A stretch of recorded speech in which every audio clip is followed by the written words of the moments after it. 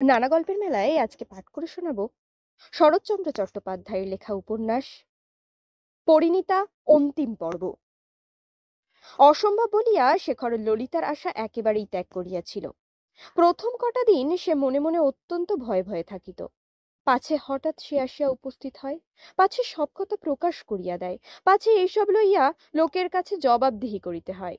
কিন্তু কেহই তাহার কৈফিয়ত চাহিল না।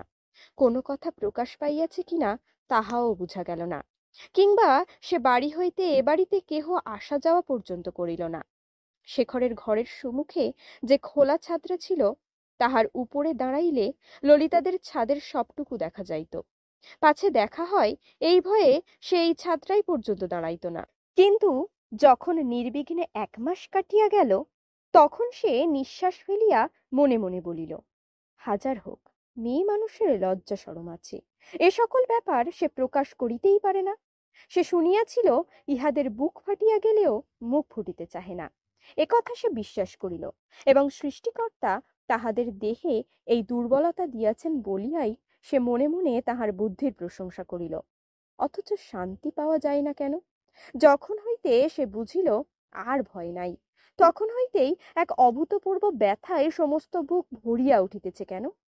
রহিয়া রহিয়া হৃদয়ের অন্তরতম স্থল পর্যন্ত এমন করিয়া নিরাশায়, বেদনায়, আশঙ্কায় কাঁপিয়া উঠে কেন? তবে তো ললিতা কোনো কথাই বলিবে না, আর একজনের হাতে সঁপিয়া দিবার সময় পর্যন্ত মৌন হইয়া থাকিবে। তাহার বিবাহ হইয়া গিয়াছে, সে স্বামীর ঘর করিতে চলিয়া গিয়াছে, মনে হইলেও অন্তরে বাহিরে তাহার এমন করিয়া আগুন জ্বলিয়া উঠে কেন? পূর্বে সে সন্ধ্যার সময় বেড়াইতে বাহির না হইয়া সুমুখের খোলা ছাত্রার উপর পদচারণা করিত, আজও তাহাই করিতে লাগিল। কিন্তু একটি দিনও ও বাড়ির কাহাকেও ছাদে দেখিতে পাইল না। শুধু একদিন আন্নাকালি কি করিতে আসিয়াছিল, কিন্তু তাহার প্রতি দৃষ্টি পড়িতেই চোখ নামাইয়া ফেলিল, এবং শেখর তাহাকে ডাকিবে কিনা স্থির করিবার পূর্বেই অদৃশ্য হইয়া গেল। শেখর মনে মনে বুঝিল, তাহারা যে পথ বন্ধ করিয়া প্রাচীর তুলিয়া দিয়াছে, ইহার অর্থ ওই 1 ফোঁটা কালি পর্যন্ত জানিয়াছে। আরো 1 মাস গত হইল। একদিন ভুবনেশ্বরী কথায় কথায় বলিলেন, এর মধ্যে তুই ললিতাটাকে দেখেছিস শেখর? শেখর ঘাড় নাড়িয়া বলিল, না, কেন? মা বলিলেন, প্রায় 2 মাস পরে কাল তাকে ছাদে পেয়ে ডাকলুম। মেয়েটা আমার যেন আর এক রকমের হয়ে গেছে, রোগা, মুখখানি শুকনো, যেন কত বয়স হয়েছে। এমনই গম্ভীর কার সাধ্যি দেখে বলে 14 বছরের মেয়ে। তাহার চোখে জল আসিয়া পড়িল। হাত দিয়া মুছিয়া ফেলিয়া ভারী গলায় বলিলেন, পরনের কাপড়খানি ময়লা, আঁচলের কাছে খানিকটা সেলাই করা। জিজ্ঞেস করলুম, তোর কাপড় নেই মা? বললে তো আছে, কিন্তু বিশ্বাস হয় না। কোন দিনই সে ওর মামার দেওয়া কাপড় পরে না, আমিই দিই। আমিও তো 6-7 মাস কিছুই দিইনি। তিনি আর বলিতে পারিলেন না, আঁচল দিয়া চোখ মুছিতে লাগিলেন। ললিতাকে যথার্থই তিনি নিজের মেয়ের মতো ভালোবাসিতেন। শেখর আর একদিকে চাহিয়া নিঃশব্দে বসিয়া রহিল। অনেকক্ষণ পরে তিনি পুনরায় বলিলেন, আমি ছাড়া কোনোদিন সে কারোর কাছে কিছুই চাহিতে পারে না। অসময়ে খিদে পেলেও বাড়িতে মুখ ফুটে বলতেও পারে না। সেও আমি, ওই আমার কাছে কাছে ঘুরে বেড়াতো। আমি তার মুখ দেখলেই টের পেতুম। আমার সেই কথাই মনে হয় শেখর, হয়তো মুখ শুকিয়ে শুকিয়ে বেড়ায়। কেউ তাকে বোঝেও না, জিজ্ঞেসও করে না। আমাকে তো শুধু সে মা বলেই ডাকে না, মায়ের মতো ভালোবাসে যে। শেখর সাহস করিয়া মায়ের মুখের দিকে চোখ ফিরাইতে পারিল না। যেদিকে চাহিয়াছিল সেই দিকেই চাহিয়া থাকিয়া কহিল, বেশ তো মা, কি তার দরকার ডেকে জিজ্ঞাসা করে দাও না কেন? নেবে কেন? উনি যাওয়া আসার পথটা পর্যন্ত বন্ধ করে দিলেন, আমিই বা দিতে যাব কেন মুখে? ঠাকুরপো দুঃখের জ্বালায় না বুঝে যেন একটা অন্যায় করেছেন। আমরা আপনার লোকের মতো কোথায় একটা প্রায়শ্চিত্ত প্রায়শ্চিত্ত করিয়ে ঢেকে দেব? তা নয়, একেবারে পর করে দিলুম। আর তাও বলি, এর পীড়াপিড়িতেই সে জাত দিতে ফেলেছে। কেবল তাগাদা, কেবল তাগাদা। মনের ঘেন্নায় মানুষ সব করতে পারে। বরং আমি তো বলি ঠাকুরপো ভালোই করেছেন। ওই গিরিন ছেলেটি আমাদের চেয়ে তার ঢের বেশি আপনার। তার সঙ্গে ললিতার বিয়ে হয়ে গেলে মেয়েটা সুখে থাকবে, তা আমি বলছি। শুনছি আসছে মাসেই হবে। হঠাৎ শেখরের মুখ ফিরাইয়া প্রশ্ন করিল, আসছে মাসেই হবে নাকি? তাই তো শুনি। শেখর আর কিছু জিজ্ঞাসা করিল না। মা কিছুক্ষণ চুপ করিয়া থাকিয়া বলিলেন, ললিতার মুখে শুনিলাম ওর মামার দেহটাও নাকি আজকাল ভালো নেই। না থাকিবারই কথা, একে তার নিজের মনের সুখ নাই, তাতে বাড়িতে নিত্য কান্নাকাটি, 1 মিনিটের তরেও ও বাড়িতে স্বস্তি নেই। শেখর চুপ করিয়া শুনিতেছিল, চুপ করিয়াই রহিল। খানিক পরে মা উঠিয়া গেলে সে বিছানায় আসিয়া শুইয়া পড়িল। সে ললিতার কথা ভাবিতে লাগিল। এই গলিটায় দুখানা গাড়ির স্বচ্ছন্দে যাতায়াতের স্থান হয় না। একখানা গাড়ি খুব একপাশে ঘেঁষিয়া না দাঁড়াইলে আর একটা যাইতে পারে না। 10 পরে শেখরের অফিস গাড়ি গুরুচরণের বাটির সম্মুখে বাধা পাইয়া স্থির হইল। শেখর অফিস হইতে ফিরিতেছিল, নামিয়া আসিয়া জিজ্ঞাসা করিয়া জানিল ডাক্তার আসিয়াছেন।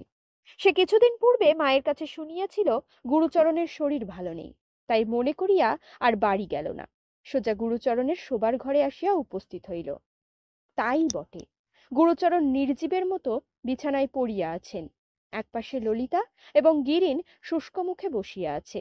সুমুখে চৌকির উপর বসিয়া ডাক্তার রোগ পরীক্ষা করিতেছেন।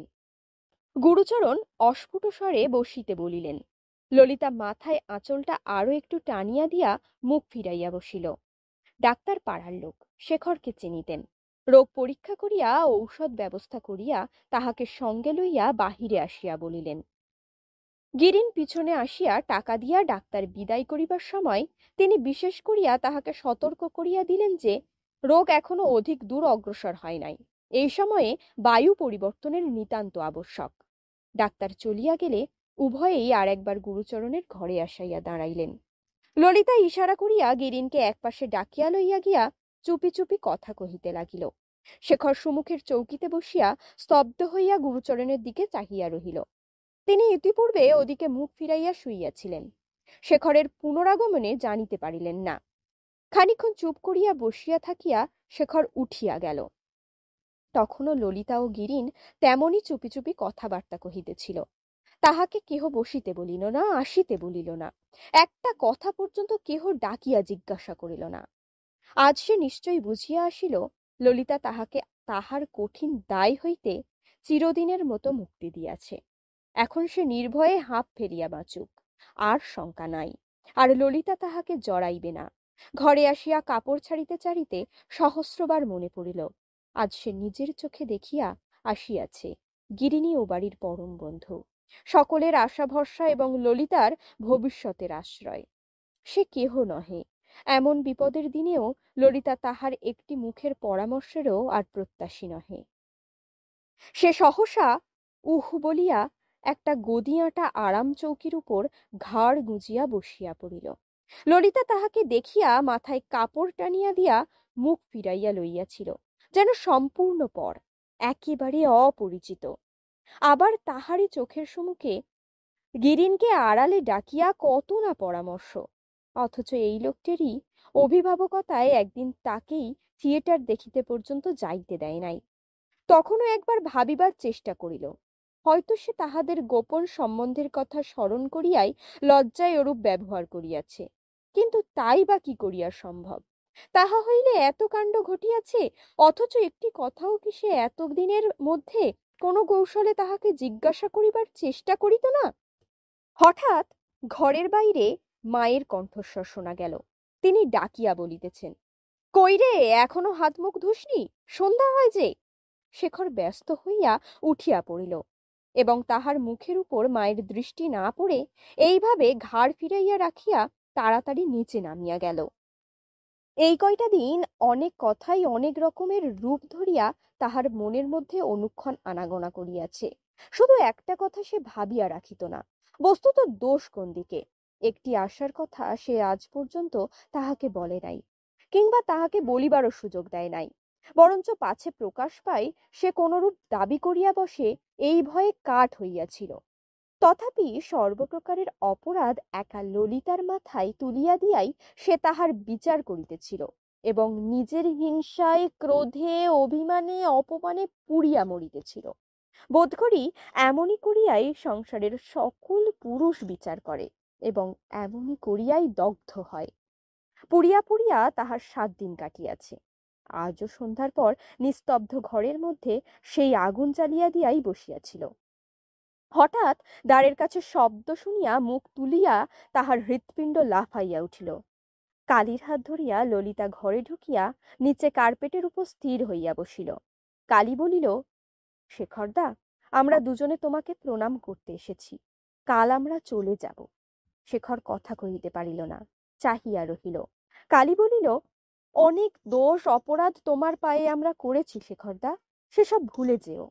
শেখর বুঝিল ইহার একটি কথাও কালীর নিজের নহে, সে শেখানো কথা কহিতেছে মাত্র। জিজ্ঞাসা করিল, কাল কোথায় যাবে তোমরা? পশ্চিমে। বাবাকে নিয়ে আমরা সবাই মুঙ্গের যাব। সেখানে গিরিনবাবুর বাড়ি আছে। তিনি ভালো হলেও আর আমাদের আশা হবে না। ডাক্তার বলেছেন এদেশ বাবার সহ্য হবে না। শেখর জিজ্ঞাসা করিল, এখন তিনি কেমন আছেন? একটু ভালো, বলিয়া কালী আঁচলের ভিতর হইতে কয়েক জোড়া কাপড় বাহির করিয়া দেখাইয়া বলিল, জ্যাঠাইমা আমাদের কিনে দিয়েছেন। ললিতা এতক্ষণ চুপ করিয়াছিল। উঠিয়া গিয়া টেবিলের উপর একটি চাবি রাখিয়া দিয়া বলিল, আলমারির এই চাবিটা এতদিন আমার কাছেই ছিল। একটুখানি হাসিয়া বলিল, কিন্তু টাকা কড়ি ওতে আর নেই, সমস্ত খরচ হয়ে গেছে। শেখর চুপ করিয়া রহিল।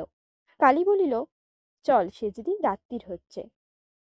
ললিতা কিছু বলিবার পূর্বেই এবার শেখর হঠাৎ ব্যস্ত হইয়া বলিয়া উঠিল, কালী, নিচে থেকে আমার জন্য দুটো পান নিয়ে এসো তো ভাই। ললিতা তাহার হাত চাপিয়া ধরিয়া বলিল, তুই বস কালী, আমি এনে দিচ্ছি, বলিয়া দ্রুতপদে নামিয়া গেল। খানিক পরে পান আনিয়া কালীর হাতে দিল। সে শেখরকে দিয়া দিল। পান হাতে লইয়া শেখর নিস্তব্ধ হইয়া বসিয়া রহিল। চললুম শেখরদা, বলিয়া কালী পায়ের কাছে আসিয়া গড় হইয়া প্রণাম করিল। ললিতা যেখানে দাঁড়াইয়াছিল সেইখানেই ভূমিষ্ঠ হইয়া প্রণাম করিয়া উভয়েই ধীরে ধীরে বাহির হইয়া গেল। শেখর তাহার ভালো মন্দ আত্মমর্যাদা লইয়া বিবর্ণ পাণ্ডুর মুখে বিহবল হতবুদ্ধির মতো স্তব্ধ হইয়া বসিয়া রহিল। সে আসিল, যাহা বলিবার ছিল বলিয়া চিরদিনের মতো বিদায় লইয়া গেল। কিন্তু শেখরের কিছুই বলা হইল না, যেন বলিবার কথা তাহার ছিল না। এইভাবে সমস্ত সময়টুকু কাটিয়া গেল। ললিতা কালীকে ইচ্ছে করিয়াই সঙ্গে আনিয়াছিল, কারণ সে চাহে না কোনো কথা উঠে। ইহাও সে মনে মনে বুঝিল। তাহার পরে তাহার সর্বশরীর ঝিমঝিম করিতে লাগিল, মাথা ঘুরিয়া উঠিল। সে উঠিয়া গিয়া বিছানায় চোখ বুজিয়া শুইয়া পড়িল। গুরুচরণের ভাঙা দেহ মুঙ্গেরের জল হাওয়াতেও আর জোড়া রাখিল না। বৎসরখানেক পরেই তিনি দুঃখের বোঝা নামাইয়া দিয়া চলিয়া গেলেন। গিরিন যথার্থই তাহাকে অতিশয় ভালোবাসিয়াছিল এবং শেষ দিন পর্যন্ত তাহার যথাসাধ্য করিয়াছিল। মৃত্যুর পূর্বে তিনি সজল কণ্ঠে তাহার হাত ধরিয়া অনুরোধ করিয়াছিলেন সে যেন কোনোদিন পর হইয়া না যায় এবং এই গভীর বন্ধুত্ব যেন নিকট আত্মীয়তায় পরিণত হয়। তিনি ইহা চোখে দেখিয়া যাইতে পারিলেন না, অসুখ বিসুখে সময় হইল না, কিন্তু পরলোকে বসিয়া যেন দেখিতে পান। গিরিন তখন সানন্দে এবং সর্বান্তকরণে প্রতিশ্রুত হইয়াছিল। গুরুচরণের কলিকাতার বাটিতে যে ভাড়াটিয়া ছিল তাহার মুখে ভুবনেশ্বরী মাঝে মধ্যে সংবাদ পাইতেন। গুরুচরণের মৃত্যু সংবাদ তাহারাই দিয়াছিল। তাহার পর এ বাড়িতে গুরুতর দুর্ঘটনা ঘটিল। নবীন রায় হঠাৎ মারা গেলেন। ভুবনেশ্বরী শোকে দুঃখে পাগলের মতো হইয়া বড়বধূর হাতে সংসার সঁপিয়া দিয়া কাশী চলিয়া গেলেন। বলিয়া গেলেন আগামী বৎসর শেখরের বিয়ের সমস্ত ঠিক হইয়া গেলে তিনি আসিয়া বিবাহ দিয়া যাইবেন। বিবাহের সম্বন্ধ নবীন রায় নিজেই স্থির করিয়াছিলেন এবং পূর্বেই হইয়া যাইত, শুধু তাহার মৃত্যু হইয়াতেই 1 বৎসর স্থগিত ছিল। কন্যাপক্ষের আর বিলম্ব করা চলে না, তাই তাহারা কাল আসিয়া আশীর্বাদ করিয়া গিয়াছিল। এই মাসেই বিবাহ। আজ শেখর জননীকে আনিতে যাইবার উদ্যোগ করিতেছিল। আলমারি হইতে জিনিসপত্র নামাইয়া তোরঙ্গ সাজাইতে গিয়া অনেকদিন পরে তাহার ললিতার কথা মনে পড়িল। সব সেই করিত। 3 বৎসরের অধিক হইল তাহারা চলিয়া গিয়াছে। ইহার মধ্যে তাহাদের কোনো সংবাদই সে জানে না, জানিবার চেষ্টাও করে নাই, বোধ করি ইচ্ছাও ছিল না। ললিতার উপরে ক্রমশ তাহার একটা ঘৃণার ভাব আসিয়াছিল। কিন্তু আজ সহসা ইচ্ছা করিল যদি কোনো মতে একটা খবর পাওয়া যায় কে কেমন আছে। অবশ্য ভালো থাকিবারই কথা, কারণ গিরিনের সঙ্গতি আছে, তাহা সে জানিত। তথাপি সে শুনিতে ইচ্ছা করে কবে বিবাহ হইয়াছে, তাহার কাছে কেমন আছে এইসব। ও বাড়ির ভাড়াটিয়ারাও আর নাই। 2 মাস হইল বাড়ি খালি করিয়া চলিয়া গিয়াছে। শেখর একবার ভাবিল চারুর বাপকে গিয়া জিজ্ঞাসা করিবে, কারণ তাহারা গিরিনের সংবাদ নিশ্চয়ই রাখেন। ক্ষণকালের জন্য তোরঙ্গ গুছানো স্থগিত রাখিয়া সে শূন্য দৃষ্টিতে জানালার বাহিরে চাহিয়া এইসব ভাবতে লাগিল। এমন সময়ে দ্বারের বাহিরে দাঁড়াইয়া পুরাতন দাসী কহিল, ছোটবাবু, কালীর মা একবার আপনাকে ডেকে পাঠিয়েছেন। শেখর মুখ ফিরাইয়া অত্যন্ত আশ্চর্য হইয়া বলিল, কোন কালীর মা? দাসী হাত দিয়া গুরুচরণের বাড়িটা দেখাইয়া বলিল, আমাদের কালীর মা ছোটবাবু, তারা কাল রাত্রিরে ফিরে এসেছেন যে।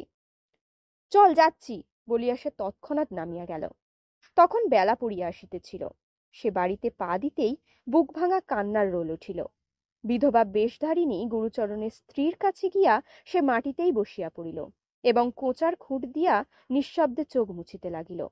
শুধু গুরুচরণের জন্য নহে, সে নিজের পিতার শোকেও আর একবার অভিভূত হইয়া উঠিল। সন্ধ্যা হইলে ললিতা আলো জ্বালিয়া দিয়া গেল।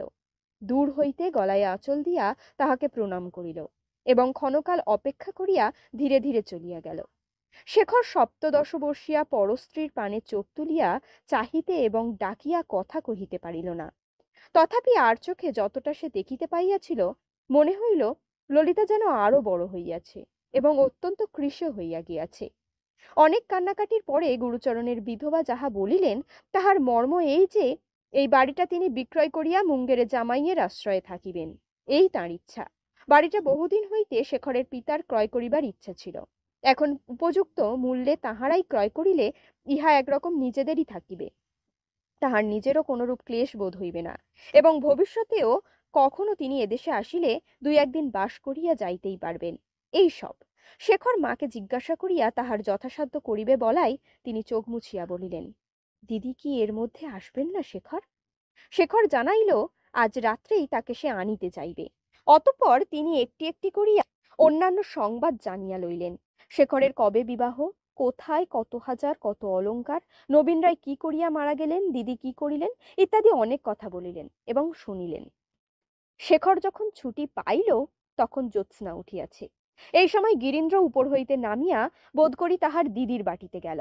গুরুচরণের বিধবা দেখিতে পাইয়া প্রশ্ন করিলেন, আমার জামাইয়ের সঙ্গে তোমার আলাপ নেই শেখরনাথ? এমন ছেলে সংসারে আর হয় না। শেখরের তাহাতে বিন্দুমাত্র সন্দেহ নাই, তাহা সে জানাইল এবং আলাপ আছে বলিয়া দ্রুতপদে বাহির হইয়া গেল। কিন্তু বাহিরেই বসিবার ঘরের সম্মুখে আসিয়া তাহাকে সহসা থামিতে হইল। অন্ধকার দরজার আড়ালে ললিতা দাঁড়াইয়াছিল। বলিল, শোনো, মাকে কি আজই আনতে যাবে? শেখর বলিল, হ্যাঁ।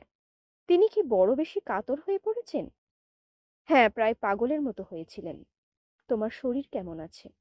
ভালো আছে বলিয়া শেখর তাড়াতাড়ি চলিয়া গেল। রাস্তায় আসিয়া তাহার আপদমস্তক লজ্জায় ঘৃণায় শিহরিয়া উঠিল। ললিতার কাছাকাছি দাঁড়াইতে হইয়াছিল বলিয়া তাহার নিজের দেহটাও যেন অপবিত্র হইয়া গিয়াছে, এমনই মনে হইতে লাগিল।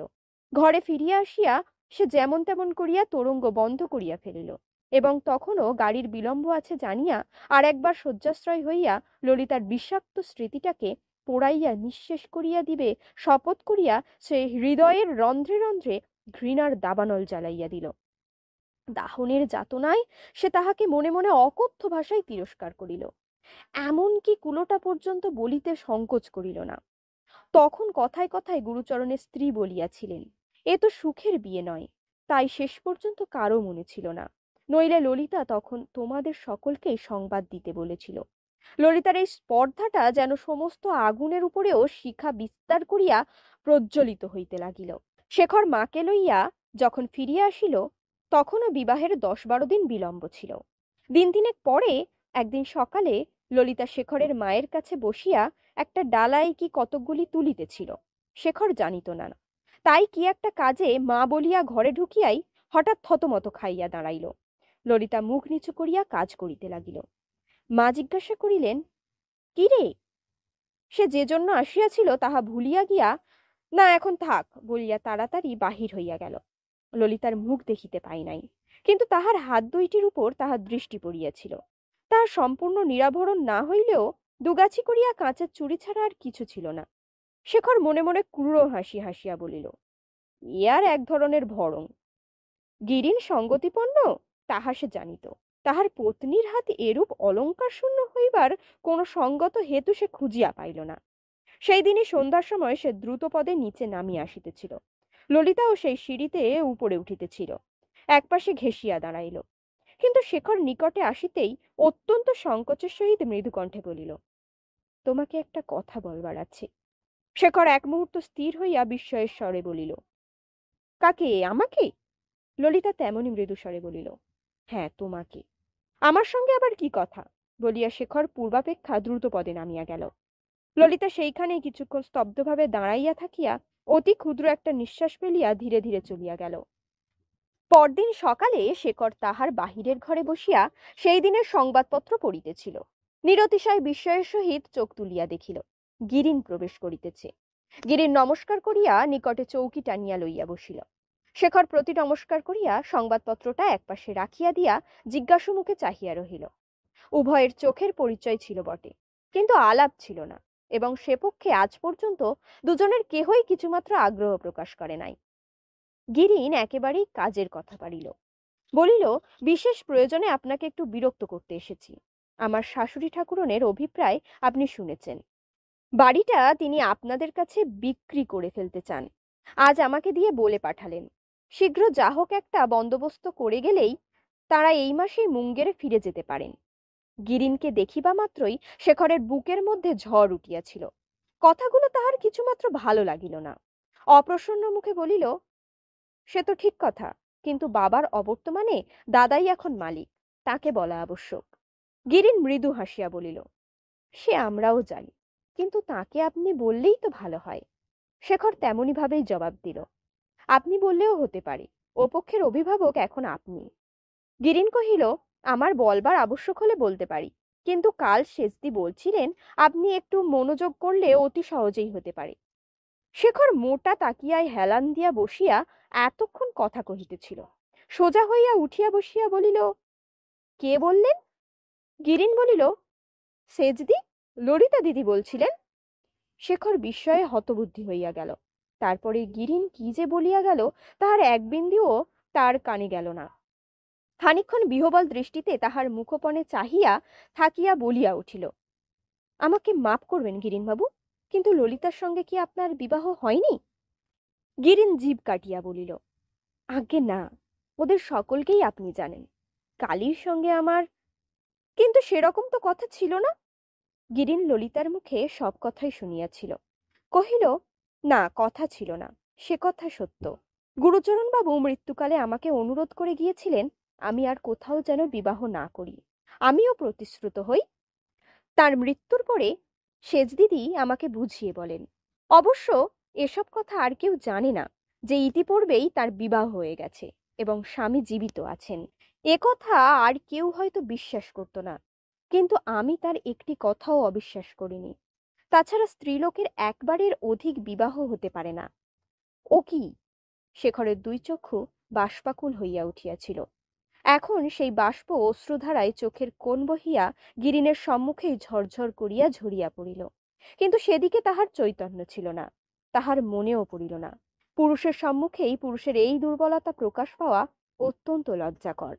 গিরিন নিঃশব্দে চাহিয়া রহিল। তাহার মনে মনে সন্দেহ ছিলই, আজ সে ললিতার স্বামীকে নিশ্চয় চিনিতে পারিল। শেখর চোখ মুছিয়া ভারী গলায় বলিল, কিন্তু আপনি তো ললিতাকে স্নেহ করেন। গিরিনের মুখের উপরে প্রচ্ছন্ন বেদনার গাঢ় ছায়া পড়িল, কিন্তু পরক্ষণেই সে মৃদু মৃদু হাসিতে লাগিল। আস্তে আস্তে বলিল, সে কথার জবাব দেওয়া অনাবশ্যক। তাছাড়া স্নেহ যত বড়ই হোক, জেনে শুনে কেউ পরের বিবাহিত স্ত্রীকে বিবাহ করে না। যাক, গুরুজনের সম্বন্ধে ওসব আলোচনা আমি করতে চাইনে। বলিয়া সে আর একবার হাসিয়া উঠিয়া দাঁড়াইয়া বলিল, আজ যাই, আবার অন্য সময় দেখা হবে, বলিয়া নমস্কার করিয়া বাহির হইয়া গেল। গিরিনকে শেখর চিরদিনই মনে মনে বিদ্বেষ করিয়াছে। এইবার সেই বিদ্বেষ নিবিড় ঘৃণায় পর্যবসিত হইয়াছিল। কিন্তু আজ সে চলিয়া যাইবা মাত্র শেখর উঠিয়া আসিয়া ভূমিতলে বারংবার মাথা ঠেকাইয়া এই অপরিচিত ব্রাহ্ম যুবকটির উদ্দেশ্যে প্রণাম করিতে লাগিল। মানুষ নিঃশব্দে যে কত বড় স্বার্থ ত্যাগ করিতে পারে, হাসি মুখে কি কঠোর প্রতিশ্রুতি পালন করিতে পারে, তাহা আজ সে প্রথম দেখিল। অপরাহ্ন বেলায় ভুবনেশ্বরী নিজের ঘরে মেঝেই বসিয়া ললিতার সাহায্যে নূতন বস্ত্রের রাশি থাক দিয়া সাজাইয়া রাখিতেছিলেন। শেখর ঘরে ঢুকিয়া মায়ের শয্যার উপর গিয়া বসিল। আজ সে ললিতাকে দেখিয়া ব্যস্ত হইয়া পলাইল না। মা চাহিয়া দেখিয়া বলিলেন, কি রে? শেখর জবাব দিল না, চুপ করিয়া থাক দেওয়া দেখিতে লাগিল। খানিক পরে বলিল, ও কি হচ্ছে মা? মা বলিলেন, নূতন কাপড় কাকে কি রকম দিতে হবে হিসেব করে দেখছি, বোধ করি আরো কিছু কিনতে হবে না মা? ললিতা ঘাড় নাড়িয়া সায় দিল। শেখর হাসি মুখে কহিল, আর যদি বিয়ে না করি মা? ভুবনেশ্বরী হাসিলেন, বলিলেন, তা তুমি পারো, তোমার গুণে ঘাট নেই। শেখরও হাসিয়া বলিল, তাই বোধ করি হয়ে দাঁড়ায় মা। মা গম্ভীর হইয়া বলিলেন, ও কি কথা, অমন অলক্ষণে কথা মুখে আনিস নে। শেখর বলিল, এতদিন মুখে তো আনিনি মা, কিন্তু আর না আনলে নয়, আর চুপ করে থাকলে মহা পাতক হবে মা। ভুবনেশ্বরী বুঝিতে না পারিয়া শঙ্কিত মুখে চাহিয়া রহিল।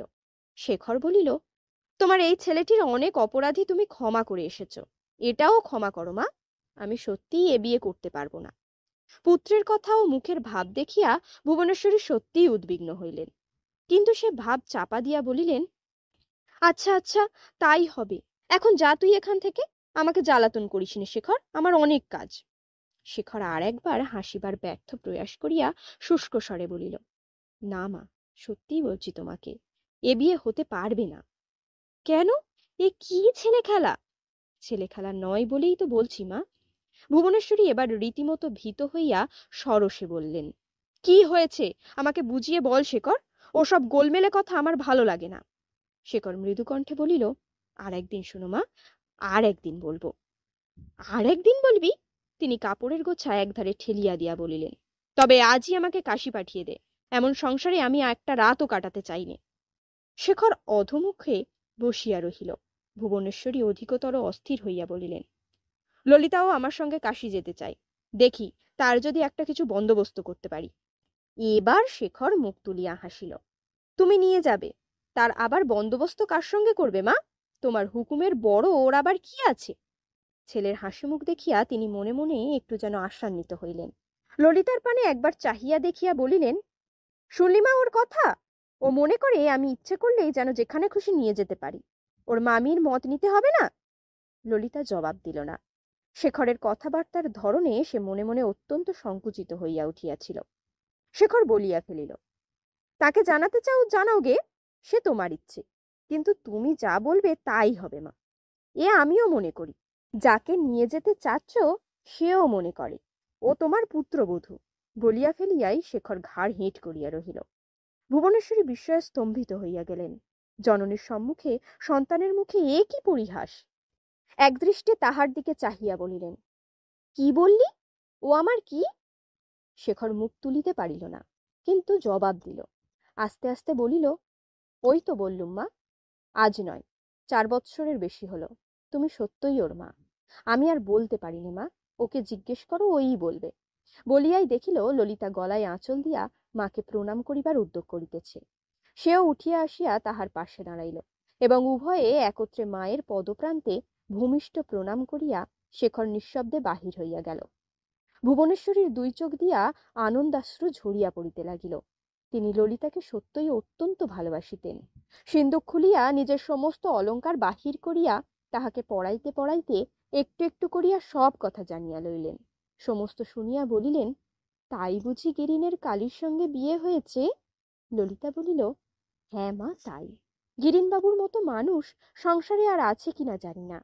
আমি তাকে বুঝিয়ে বলতেই তিনি বিশ্বাস করলেন যে সত্যিই আমার বিয়ে হয়ে গেছে। স্বামী আমাকে গ্রহণ করুন না করুন সে তাঁর ইচ্ছে, কিন্তু তিনি আছেন। ভুবনেশ্বরী তাহার মাথায় হাত দিয়া বলিলেন, আছে বই কি মা, আশীর্বাদ করি, জন্ম জন্ম দীর্ঘজীবী হয়ে থাকুক। একটু বস মা, আমি অবিনাশকে জানিয়ে আসি যে বিয়ের কোণে বদল হয়ে গেছে। বলিয়া হাসিয়া বড় ছেলের ঘরের দিকে চলিয়া গেলেন।